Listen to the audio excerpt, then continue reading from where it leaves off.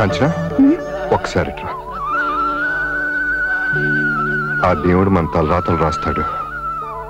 ఆ రాతలు తప్పైతే దిద్దుకునే అవకాశం కూడా మనకిస్తాడు. మీ పెద్దవాళ్ళు నీకు ఇష్టం లేని పెళ్లి చేసి నీకు అన్యాయం చేశారు. నువ్వెలా ఉన్నావో నేను చూస్తూనే ఉన్నాను. కాంచన ఒకసారి అటు చూడు.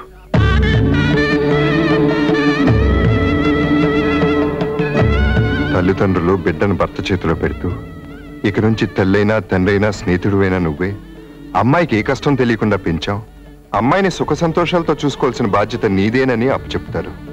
ఇప్పుడు నా బాధ్యత నువ్వెక్కడైతే సుఖంగా ఉంటావో, ఏ నేనైతే నీ మనసు చల్లగా ఉంటుందో అక్కడికి పంపటం. మొదటి రాత్రి గదిలో నీ గతం విన్నాక నువ్వు రాజేంద్రను ఎంత ప్రేమించావో అర్థమైంది. నేను కట్టిన తాళి కంటే మీ ప్రేమ పవిత్రమైంది. అందుకే నువ్వు రాజేంద్ర ఒకటి కావాలి.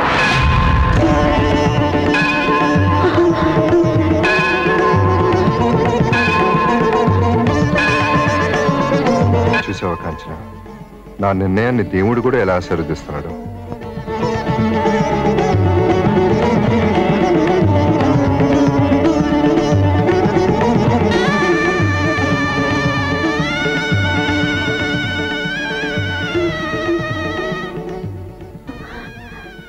నా సుఖం గురించి, నా జీవితం గురించి కన్న వాళ్ళకంటే ఎక్కువగా ఆలోచించారు.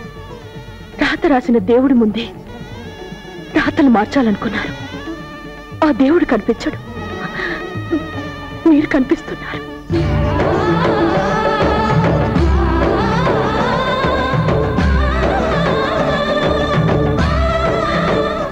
నా సుఖం, నా ఆనందం, నా ప్రేమను గురించి మీరెంతగా ఆలోచించారు. మీ గురించి నేను ఆలోచించకపోతే నేను స్వార్థపరురాలవుతాను. మీ మాట మన్నించాలంటే మీరు నా మాటని గౌరవిస్తానని మాట ఇవ్వండి.